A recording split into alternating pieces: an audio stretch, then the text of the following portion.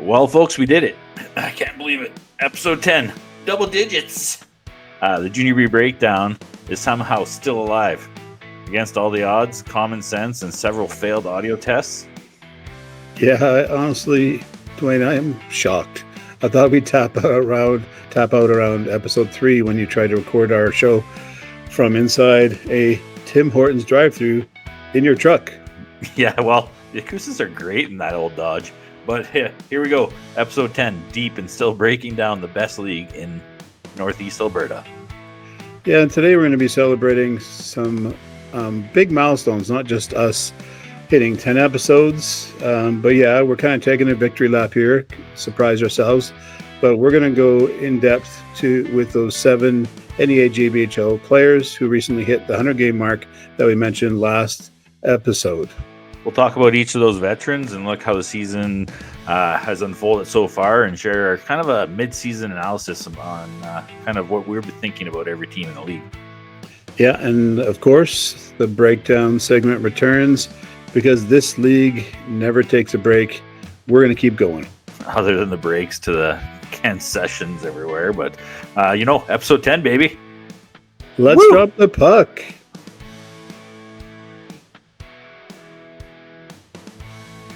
All right, Chet, like we talked about, we got it's kind of their mid-season kind of information sharing system here. But we did want to recognize the guys that hit that milestone of 100 games played in the Northeast Alberta Junior B Hockey League. Only 2 teams right now that we know of. If we've missed anybody from any other teams, by all means, reach out to Chet or Dwayne, and we'll get you guys added to the list. But Cold Lake has 4 veterans on their roster there that hit that milestone this year. Josh Butt, Carter Breen, Dawson Cook, and Colton LeCourcier, all reaching that milestone this year. All, very strong leaders on that team and, are teaching those young kids that are coming along what it's going to take for them to get to their 100th game. Yeah, and I think that after we interviewed Josh Butt, and we had if people want to go back to one of our earliest podcasts, they'll definitely, they can hear from Carter Breen and what those veteran guys bring to the table. They definitely have that leadership, and everybody's got a little bit different role on and off the ice with the ice. I guess that's awkward to say, but it is what it is. No, for sure. And then the 3 other players, Jaden Pamanen, which, we've talked about a couple times. He's also a dual sport athlete where he plays Junior B lacrosse as well, and kind of does the same thing he does on the ice as he does off the ice, putting up points and, kind of being the Iron Man there. So and then we talked to also Kate Dennett there early in the season when we went down to Lloyd for a game there. Great kid, lots of experience. You can tell it in his voice when he's speaking. We had our interview there. And then Joel Webb, which we haven't caught up with yet, but I'm hoping next time they're in town or we make another trip that we can meet up with those 3 gentlemen. Again, hitting that 100th game is pretty monumental in a league like this where, you got guys in and out for, work and school and stuff like that. It's tough, but these guys, all 7 of them have put in the time and have received their 100th game. Yeah, it's been great to actually, now that we've interviewed Cade, just to kind of watch and look at the stats line, and then he's always on there, scoring, assists, PIMs, he'll do it all, step up where he's needed. And then, like you said, James Pamanen, we've been following for a few years, especially with Junior B lacrosse in the Northeast. And it's great to see him here because we like him a lot more in the Bandits than we did when he was playing lacrosse for the Extreme, because he was a formidable opponent and he continues to do great things with the Bandits this year. Yeah, so congratulations to those 7 players on getting to this stage in their hockey career. Here's looking to the rest of the season and where it can go in the playoffs. Congrats, guys. Yeah, awesome. Let's move on to the next segment. It's coming. Saturday, December 13th, we have the first ever Teddy Bear Toss. With the Nets taken down in Imperial Oil Place, we'll be having our first ever teddy bear toss with our game against the Vegreville Rangers. So what does this mean, Dwayne? What's the setup here in the format? Well, if any of you guys have watched the dub or even the NHL, they kind of do the similar things. We're bringing it a little bit down home for us. When the Ice score their when they score their first goal of the night, everyone that has a teddy bear or brings a stuffed toy can celebrate with the Ice by throwing it on the ice and helping out Santa's Anonymous. Yeah, it is a great initiative. I'm glad the Ice are taking it on. I know lots of teams around the league do a lot of good work in the community, and this is just another example of some of the great things that the Ice are doing this season. So join us December 13th, 7:30 against the Vegreville Rangers, where we want to litter the ice with bears. It's good. And after you chuck the bear, maybe come by and bring a poutine and say hi to us in the media booth at Cold Lake. So looking forward to it. Hope to see everybody out on the 13th.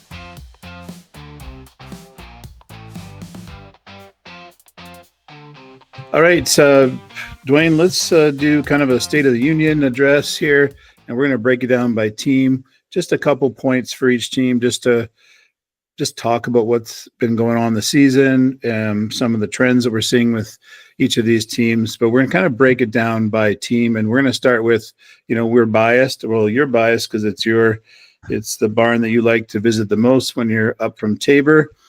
There's lots of other coastal barns. For some reason, you keep coming back up here for the burger. Let's talk about it's the burger. I can't lie. Yeah, and when we were recording last week, I was super jealous of you getting a burger from the Game Day Grill, but I did make my own supper, and Mrs. LeCheddar already had done a great job with the mains, so I could not partake. It did not have any room. So Let's talk about the Cold Lake Ice season snapshot so far. All right, with Cold Lake Ice, they've played 19 games, kind of sitting almost at 500, sitting a 9-9-1 record with 19 points in the Junior B. They're sitting right in the middle of the table, Chet. It's kind of been up and down. They went off at the beginning of the season. I think they went 5-2 to begin the season, and then slowly just kind of chipped away and, get a win here, get a loss here, go 2 losses, and then get 2 wins. So, recently over the last 10 games, they're 4-5-1. They probably want 3 or 4 of those losses back because they were right in those games.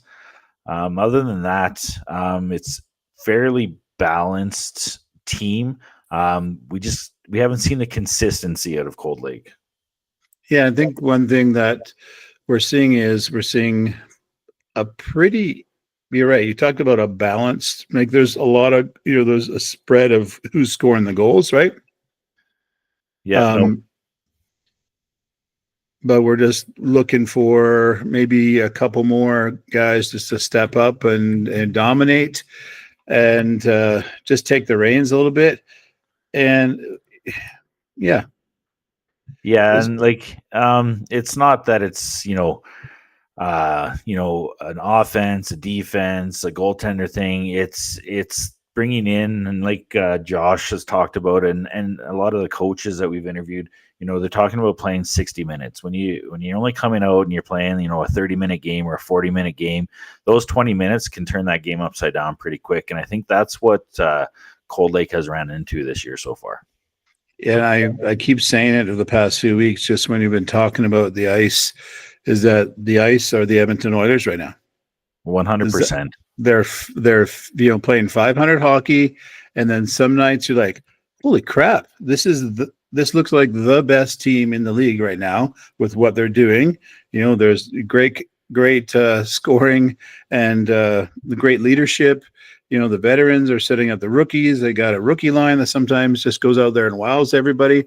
But then the next game is like, a team that they thought, we thought they'd walk in and, take care of. Then all of a sudden we're going, we get down 3-0 early, and then we're battling back to try and tie it to get into overtime. So it just seems like, that consistency.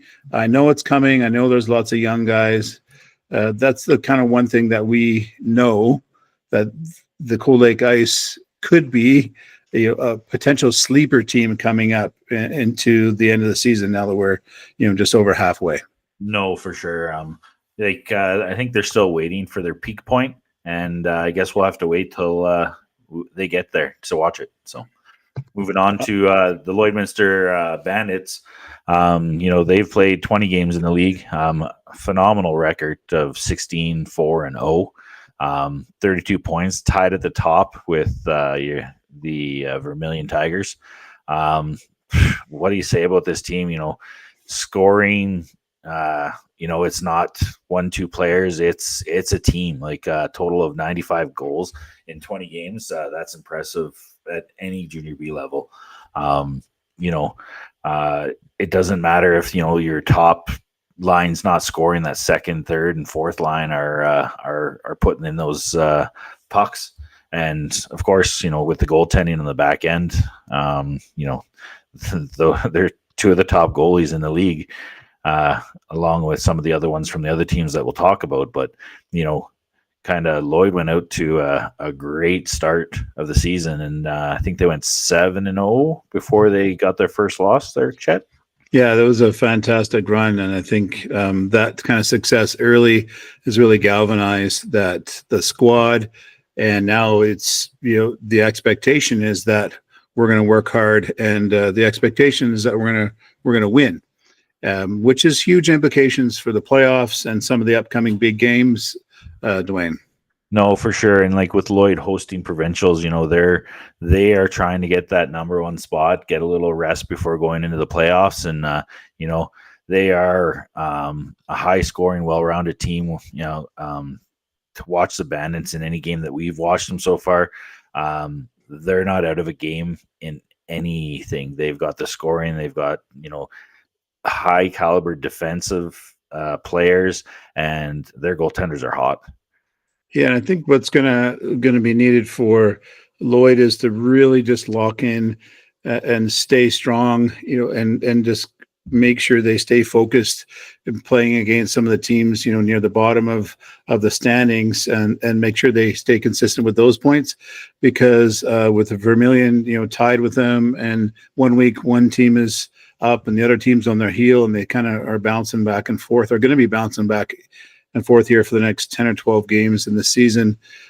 Capitalizing on those other games is going to be important so they can stay in the top two and get that bye. Yeah, for sure. With that being said, we'll move on to the St. Paul Canadians. They got 17 games played. Not probably the record that coach is looking for down there. They're sitting 6-11-0 right now, only with 12 points. That puts them in fifth in the league. Goals for and against, only 50 goals scored, which is tough in this league when you look at the guy we talked about just, a couple minutes ago, we talked about Lloyd scoring 95 goals already, right? Yeah. So it's hard to compete when you're almost half as many goals as they are. But they are keeping the scores low when they're playing against these other teams. It's not like they're getting blown out. They're only allowing, about 3.53 goals per game, which is not good, and it's not bad either. Yeah, I think their scoring, being just under 3 goals per game averaging is definitely an issue. But one thing that's a really bright spot for them is that there are multiple players who are they're keeping a good pace and having really consistent performance, and that is keeping them competitive, because they are doing a great job of playing spoiler against some really strong teams so far this year. Yeah, for sure. Like it's not for a lack of trying. Like I think we've had the privilege of watching them 3 times already, and every time they've come into the barn in Cold Lake, you don't know what's going to happen in that game, especially the way Cold Lake's been playing, right? And then these St. Paul Canadians are right in every other game, It's just they come out just on the wrong end of it when the game's over. One trend that we're seeing with St. Paul is that when they get an early lead, they carry that momentum through, and then it becomes a very competitive game. But when they're kind of down early, sometimes they stay down, and then again, they're kind of like the Oilers. They got to work so hard to get those comebacks, and then sometimes they just run out of time. So, no, for sure. Next team we're gonna talk about are Killam Wheat Kings. This is a weird stat, and we've seen this team play, and you look at some of the scores we've talked about over the season. With a record of 5-12-1, doesn't really depict what this team can do. We saw it in the last 2-3 weeks. Is they come into Cold Lake. Cold Lake takes a 3-0 lead. Killam comes back, ties it up, and they end up losing in a shootout, but they still get a point out of it. But they lost in the shootout. Then Cold Lake goes down the next weekend, and Killam blows them out of the barn. I think it was an 8-3 victory for Killam. So you just don't know which team you're getting night to night with the Killam Wheat Kings. And clearly they've been competitive because, and they've just lost tough games because 66 goals in 18 games they are producing. They can score. And again, they are a team that is building depth because it's not necessarily just one line. And the defense is there. It's a big set of guys. Like there are those, because we're in the Northeast. They've got some big farm boys that can really be dominant physically. So and they're competitive when it's like sometimes when it's like a high scoring game. When they're against another team, and it's a pretty high scoring game, they're just going toe to toe with these teams. So yeah, no, for sure. Like looking at a 5-12-1 record, they're not lumping those wins together, not getting back to back victories. It's hard in this league if you go, you lose 3 and then you win 1, and then you think you're turning it around, and say Lloyd or Verm comes into town and teaches you a lesson again, right? It's been one of those seasons, but like not with a lack of talent or structure or anything. This team, if they can start to turn it around here, the St. Paul's and the Cold Lakes and even the Wainwrights, better watch out because they'll move up those standings. What are they, like 4 points? No, they're 8 points out of 4th right now. 8 points out of 4th, yeah. That could be 4-game losing streak for Cold Lake and a 4-game winning streak for them, and they're in 4th place. And I think you'd mentioned off air before the podcast we were talking about is that this is the team that could be the upsets, spoiler team getting close to playoffs, and then really it's going to be about how the teams that are we know a couple teams one of 3 2 or 3 teams are going to be waiting likely, and the rest of the teams are going to have to battle. And so where they end up, they could end up with a very first round series that is very winnable and to take out a stronger team. Yeah. So we'll talk about the Vegreville Rangers season. Honestly, I don't want to beat a dead horse. These guys are feeling it on every game. We got to see him at the beginning of the season. We got to see him kind of, a quarter of the way through. They're trying. They're in a rebuild. Not much. Like I said, I don't want to dwell on it with, a 1-18 record. It's not something that anybody wants to go through. But like I said, and we've said it before about this team, is they're not giving up. Yes, they're getting beat 7-0 or 4-7 or they're not winning many games, but I'm going to look forward to watching this team come next year and possibly the next year after that, when these guys are starting to gel more. They're getting some more veteran presence, because like I think when we started talking with the head coach there at the beginning of the season, is he only had 5 or 6 veterans on this team. Everything else is new, right? So it's tough to go into a season with just newbies. Yeah, I think they're gonna go for the rest of the season. They're probably gonna play each game by game, period by period. Look for other little victories, and maybe play spoiler here and there. Yeah, no, if they can get a couple spoilers in, that's gonna end their season there on a high. So, well, who's next up here? Well, the Wainwright Bisons, one of our last two teams we need to yip about. The thing about the Wainwright Bisons is they've only played 16 games so far, so they've almost got 3 to 4 games in hand on the top 3 teams, or the top 2 teams. Sorry, and only 7 points behind. Yeah. So looking at it, they're 11, 2, and 3. They're scoring lots of goals. They got 66 goals so far. The thing that's helping them stay where they're at is their goaltending. Only allowing 30 goals so far in 16 games. That's less than 2 a game, right? So looking pretty strong there. But this team has a pedigree of they've won the last 8 years in a row. They come, like we talked to, I forget the gentleman's name there that we had the interview with from Wainwright that you were able to capture, but he talked about how it's structured. They come in with a game plan and they follow that game plan, and there's scoring throughout their lineup. And then, you back it up with goaltending, it's going to make you, one of the top 3 teams in the league.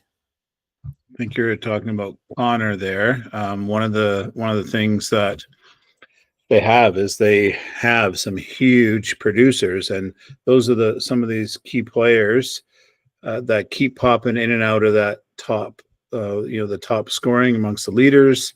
So when we're not seeing Vermilion Tigers there on a bunch of players there as the leaders there, we are, we'll see Wainwright Bisons like Singer right now, that's up there. Sitting with 24 points, right? So, and then you look at the goaltending, like you said, if it's not Fox you were talking about, it's Jenner. And don't forget Zubiak, because Jenner and Zubiak are splitting most of the games here, pretty 50-50 this season so far. They've got the goaltending to hold them in games. So with that being said, Wainwright with those 4 games in hand could jump to the top 1-2 here if those other top 2 teams go on a little bit of a slide. So you got to be watching out for that sleeper team. And I think despite a couple games where a coach would probably and the players probably want, you probably want that overtime, loss to the ice back. But I mean, it was a darn good game, and Wainwright was, they were hurting physically. For them, they are going to be super motivated to make sure, to battle for one of those top 2 spots for the bye. No, for sure. And, last but not least in our kind of recap of the season so far is the Vermilion Tigers. You look at the standings right now, they are on top. They've had 19 games played. They're tied with the Bandits with 32 points. But they have that 1 game in hand, a 16-3 record. That's tough, right? So same as Lloyd, they're scoring lots. They're up at 93 goals so far. Then you look at we've talked about Mr. Aiden Fox quite a bit this year. You look at who's the top goaltender right now in the league, and he is that guy. Right. The Tigers only allowing 35 goals in 19 games. That's why they're one of the top teams. And their plus minus goal differential is crazy. So plus 58. So they're shutting teams down. So when you get a junior A player back like Cade Michael John there. He played junior A last year and then comes back and into the junior B here, and he's leading the league there with 35 points. And then we've talked tons about Mr. Touton and Davidson about how they're contributing to the success of this team, right? So again, it's not just the top 2 or top 3 players on that team. It is a team effort when you watch this team play. I'm super impressed with your French pronunciation of Touton. Even though it's Toutant. It's very anglicized. You guys do weird things there in Alberta, but yeah, I appreciate you giving the effort there, Dwayne. That Tabor French class from high school is paying off. No, for sure. And like, anything that the Vermilions kind of going into right now is turning to gold for them. If we could watch a 7-game series right now between Wainwright and Lloyd, or Lloyd and Vermilion, I bet you would go all 7 games, because all those teams are fighting for that top spot. And right now, Vermilion's just got their 2 hands on it, where Lloyd's got 1 hand, and Wainwright's trying to grab at Lloyd's ankles and get that top spot. So, good luck. It seems like they've got Coach Danny's putting together, a formidable squad and has worked hard to get them to that spot. So hopefully they'll carry on the rest of the season. So no, for sure. I think we're just about under a month away before the trade deadline. I'm sure some of these teams that are fighting for these positions may be strengthening up their lineups. We'll have to talk to some of the GMs and presidents of the different organizations here in the next little while, just to see what they're willing to do to reach for that number 1 spot and get that bye in the playoffs, and hopefully meet the rest of the province down in Lloyd for the provincials. Yeah, I think it's kind of neat with a bit of a log jam at the top, and then a middle couple teams, those Ice Canadians, Wheat Kings, that could really turn up at any time or take away some points. We kind of have that top and bottom dichotomy going on with the league, but man, that's going to create some interesting and fun storylines with the last 10 or 12 games. So no, for sure, looking forward to all that, and let's see where it takes us. Okay, let's move on. Thanks everybody for listening to this part. Let's move on to the breakdown. You know it, you love it. The breakdown segment is back. Let's go through everything that's happening around the league last week. All right, this is the episode 10 breakdown. Let's get it fired up. November 28th, 2025, 8 p.m. We had St. Paul Canadiens hosting the Vague Rangers at the Clancy Richard Arena. Great night for the stats for St. Paul. Again, Vague looked like they were keeping it close in the first, and then St. Paul, just blew it out of the water in the second and kind of didn't look back. Yeah, no, once St. Paul got that lead, and they kind of just walked with it. You think when a team gets out to a lead there, the other team kind of gives a little pushback, but pretty tame game all around. Just some silly penalties there towards the end of the third period. But, all in all, it was just a game that the St. Paul Canadiens really needed. Silly penalties indeed. Grady Blaine, read those penalties. Intent to injure and spearing.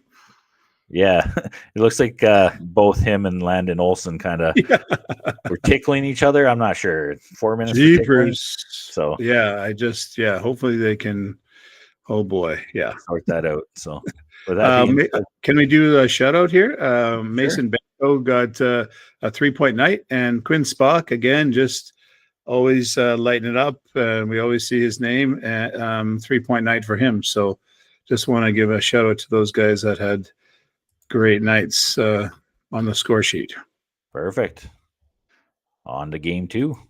All right, so we're going to head down to the Killam Memorial Arena, where Killam was hosting the formidable Vermilion Tigers. Vermilion hops out to a 2-goal lead before Ethan Allen, great furniture, brings it within 1 going into the second 2-1 game. And then there is again Michael John, potting his 20th of the season. Applegate Seward getting assists on that one, making it 3-1. When Dylan Kirchen? Yeah, Kirchen, you got it. Yeah, makes it a 3-2 game, and then Patko puts it away for the Tigers there in the third, with making it a 4-2 victory for your Vermilion Tigers. don't really. Third period again. Third Third period period, penalties. a little bit, but nothing that we haven't seen. Like usually we're looking at a 2 or 3 sheet third period for most of these games, but holding it to, I'd say 1 sheet for sure, but still, a bunch of penalties. But you look at shots on goal. Both teams were in this game. It just looks like Vermilion got the advantage, and once they got the lead, they kind of never looked back. They just kind of chipped away, and away they went. Right. So, I just want to point out, just give a shout out to Ryan Stowe. So Foxy got the night off, but Ryan did a great job. 34 shots, only 2 goals allowed. That is great a contribution by Ryan. That also Coach Danny knows he can go to anybody, and nice confidence to say, hey, Foxy, have the night off, or maybe he had a family sub or something, but not really. But great to be able to have that confidence in Ryan Stowe and just have him keep rolling with that. Yeah, for sure. Game 3 has us heading over to the Vermilion Stadium, where the Vermilion Tigers were hosting the St. Paul Canadiens. Of course, Vermilion doing what Vermilion does, starting the scoring there with Parker Vaughn getting the first goal. Only 4 minutes in, we had Trayton Flett there, even it up from St. Paul, where Colby Miller got his 4th, putting St. Paul ahead 2-1. And then Ryan Zomar. Yeah. Tied it up 2-2. His first goal. Yeah. Hey, way to go. Congratulations, Zomar. And then, Caden Anderson putting Vermilion up 3-2 going into the second period, where then Vermilion pocketed 2 more goals with Ian Cook and Jackson Toutant getting his 9th. Toutant. And then before the Canadians could get back on the score sheet, Vermilion put 2 more up, making it a 7-2 lead, where Carter Hughes chipped away a little bit. Caden Morrison helped out a little bit more to, shrink that gap, but it ultimately ended up with Vermilion taking this 7-4. Yeah, a great game. Foxy's back in net. Wasn't really tested too much. Yeah, only 23. Yeah, so, but yeah, competitive game and great result for the Tigers, of course. Let's move on. Okay, so the second game on Saturday night down in Vegreville Recreation Center. We talked about this earlier in the podcast and kind of throughout the season. Veg is in a rebuilding stage. Lloyd throws 50 shots on net, and Vegreville goaltender lets in 8 goals, and that kind of writes the story right there. It was an 8-0 win for Lloyd, but it was not like Lloyd took over from the get-go. Only 1 goal in the first period. It was 4-0 going into the third, and then the third period is when they potted 4 more, making it an 8-0 win for the Lloyd Bandits. All right, let's roll on 18-wheeler. The Cold Lake Ice, the first of their 2 weekend games, bit of a road trip for the boys. Get some of the Autobus karaoke going on, I'm sure. Heading down to the Peace Memorial and Wainwright Bisons. Close game, right? Yeah, for sure. Raker Singer starting off the scoring there halfway through the first period on a power play goal. And then, in the second period, Dawson Cook again, I'm going to look at it and say it, but it's a power play goal for the Ice, tying it 1-1, going into the third period, where it took Wainwright a little bit of time, but looks like some penalty trouble there early in the third period, giving Wainwright a 2-1 lead. And then it looks like an empty netter for Jesse Thack, I'm going to say, making it a 3-1 win for Wainwright. Probably not the outcome that Hoodsey was looking for after 2 solid games at home. But you never know what happens when you hop on the bus, whether the the legs aren't there or what's going to happen, right? So long drive to Wainwright. Yep. So with that being said, Petal did get the start. He only allowed 2 goals on 32 shots. I know the score is 3-1, but the last one was an empty netter, so it doesn't go against him. So Pedsy's doing what he can to keep the team in there. And then we got Lachlan Jenner with the win, only allowing 1 goal for Wainwright. So good job by both teams. It looks like a competitive game. Can't wait to get down to Wainwright and see what their building's all about. Okay, let's wrap up the weekend for the Cold Lake Ice. They stayed overnight, didn't come back home, and they ventured over to Killam, where we're told we're supposed to stop for pizza. I'd have to listen to the podcast again about that episode. It's about where we're supposed to go, but hopefully we'll find a time to get down there. 8-2, Killam takes it to the ice, and first 2 periods you could tell that the ice were having a tough go. Yeah, you look at it, it's 5-0 before the ice even start playing in this game. It's actually 6-0 before the ice caught their first one, and luckily for the ice, one of their rookies, that's kind of standing out right now, Noah Fedor, gets his 5th goal. Assisted by Dawson Cook, and then Dawson kind of turns the page and gets his 2nd goal of the season, assisted by Jonah Whaley, which knocks it to a 6-2 game. And then Jordan Gagnon gets his 12th for the Killam Wheat Kings, and then they ice it there with 1:40 left, making it an 8-2 loss for the Cold Lake Ice. Probably a pretty quiet bus ride back home. When you can go up 3-0 the weekend before and let it slip away a little bit and go to overtime and win in a shootout, it's tough to go back down to a contender's barn there and drop a game like this one, 8-2. So I'm sure there's lots of regrouping this weekend or this week for the Ice before they hit the road again this weekend. Hopefully that they can rewrite the ship here. Well, I just also want to point out and say thank you to whoever's entering scores in Wainwright. You added 3 stars. It is so great to see, and those guys certainly, Dylan, Jordan, a chance. They deserved it. They deserve that recognition. So spread the word, folks. Again, I know I said it last week, but man, put those game stars in, and it doesn't even matter if you're biased and you want to put it. It just gives some recognition to players that are working hard, and it often highlights some of those unsung heroes. Hey, Dwayne? No, for sure. It's that's kind of why Chet and myself are doing this, right? Is to get those kids their names out there. Like I hate calling them kids because some of them are probably 20 and 21, and to Chet and myself, they're kids, but getting their names out there and getting them recognized, right? So good job on Wainwright, who's ever adding the stats there. Appreciate it. And, we can keep giving those 3 stars a shout out. Yeah, because that chance, that was a huge game for him this year to get a couple points and contribute to a strong win. So thanks everybody for doing that in your local barn and get it done. So huge thanks for everyone that's tuning in.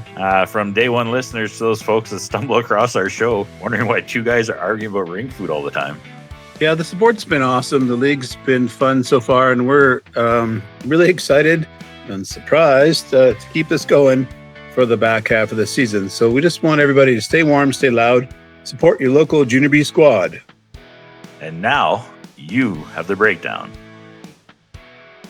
The Northeast Junior B Breakdown is brought to you by the Cold Lake Ice, supporting junior hockey and the players, coaches, and fans who make this league so much fun to follow. Chet Cheddar and Wayne Lotzheimer are fictional characters created for entertainment purposes only. Any resemblance to actual persons, living or deceased, is purely coincidental.